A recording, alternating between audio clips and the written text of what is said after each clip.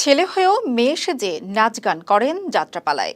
বিষয়টি নিয়ে বন্ধু-বান্ধব হাসি ঠাট্টা করলেও মেনে নিচ্ছেন হাসি মুখে। বাবা বেঁচে থাকলেও অসুস্থ হয়ে পড়ে আছেন বিছানায়, আর আদরের ছোট্ট বোনটা সেও থ্যালাসেমিয়ায় আক্রান্ত। পরিবারের এমন হাহাকার অবস্থায় একমাত্র উপার্জনের ব্যক্তি প্রসেনজিৎ।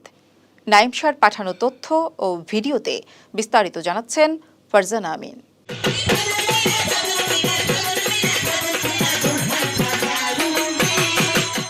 বাবা বয়সের ভারে অক্ষম, মা সেলাই করে সামান্য কিছু উপার্জন করেন। এক কঠিন বাস্তবতার মধ্যে দাঁড়িয়ে আছেন 21 বছর বয়সী যুবক প্রসেনজিৎ রায়।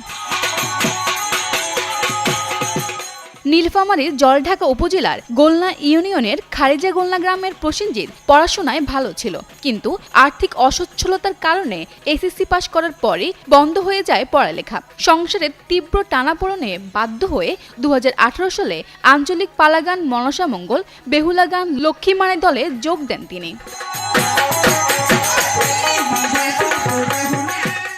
আসলে আমি ছেলে মানুষ, আমি মেয়ে নই বা অন্য কোনো জেন্ডারের নই। আমি লেখাপড়ার পাশাপাশি আমার সংসার চালানোর জন্য এই যে ছেলে থেকে মেয়ে হয়ে এই রকমের প্রোগ্রাম করে বেড়াচ্ছি।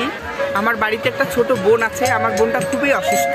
সবাই একটু আমার বোনটার জন্য সাহায্য করবেন। আমার বোনের হচ্ছে থ্যালাসেমিয়া রোগ। এই সংগ্রামের মূল কারণ 11 বছর বয়সী থ্যালাসেমিয়া আক্রান্ত তার ছোট বোন টুম্পা রায়। চিকিৎসার পেছনে ইতিমধ্যেই শেষ হয়ে গেছে পরিবারের সব সঞ্চয়।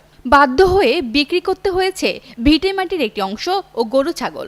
আমার মেয়েটার পিছনে আমি গরু ছিল, আমার গরু দুটো বিক্রি করছি, ছাগল ছিল, ছাগল বিক্রি করছি। আবার ওই যে পাশে 1 শতকের মাটি ছিল, ওইটুকু আমি বিক্রি করে দিছি আমার মেয়েটার জন্য। টানা 7মবারের মতো বেস্ট টিস্যু পেপার ব্র্যান্ড হিসেবে স্বীকৃতি পেয়েছে বসুন্ধরা টিস্যু। ঋণের ভারে জর্জরিত পরিবার এখন আর চিকিৎসার খরচ চালাতে পারছে না টুম্পার। সাথে আরও একটি দুশ্চিন্তার নাম হয়েছে প্রসেনজিতের আরেক বোন বৃষ্টি রায়। আর কিছুদিনের মধ্যেই বিয়ের উপযুক্ত বয়সে পৌঁছে যাবে সে। তার ভবিষ্যৎ নিয়েও অনিশ্চয়তার ছায়া পরিবারের মধ্যে। ও তো আর সেরকম বড় হয় না যে বাইরে কাজ করে যাবে, বাইরে তো কাজ সেরকম উপযুক্ত না যে বাইরের কাজ করবে, বাইরের কাজ করিও পায় না বেশি। আর ওর বাবাও তো বেশি না, ওর বাবা এমনিতেই কম কাজ করতে পারে, বয়স হয়ে গেছে। অন্যান্য বাচ্চাদের মতো খেলতে ও ঘুরতে চায় অসুস্থ টুম্পা। ছোট বোনকে অসুস্থ দেখলে দিশেহারা হয়ে যায় পুরো পরিবার। আমি চাই যে খেলাধুলা করব, সুস্থ হব, ভালোভাবে বেড়াবো। আমার বন্ধু বান্ধবগুলো খেলা করে, আমি খেলতে পারি না। তার জন্য আমার খুব খারাপ লাগে। আর 10টা বাচ্চার মতো আমার বোনও খেলাধুলা করুক, সমাজে মিশুক, স্কুল যাক। এর এই সমস্যাটা যখন বৃদ্ধি পায় তখন দেখা যায় কিছু খায় না, স্কুলে যায় না, কারোর সাথে বেড়ায় না, কথা বলে না।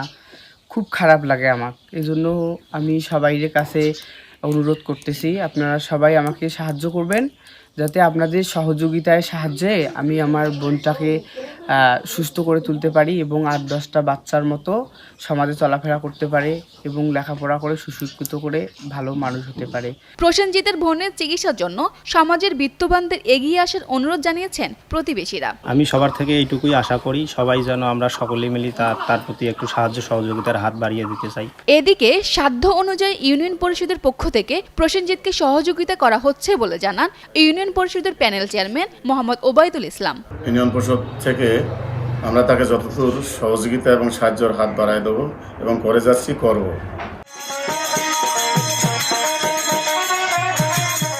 প্রসেনজিতের পরিবারটি আজ সমাজের সাহায্যের অপেক্ষায়। এই মানবিক সংকটে সমাজের বিত্তবান ও দয়ালু মানুষদের সহযোগিতা তাদের নতুন জীবনের আশার আলো দেখাতে পারে বলে মনে করছেন সংশ্লিষ্টরা। নীলফামারী থেকে নাইম শাহের পাঠানো তথ্যচিত্রে ডেস্ক রিপোর্ট, কালের কণ্ঠ।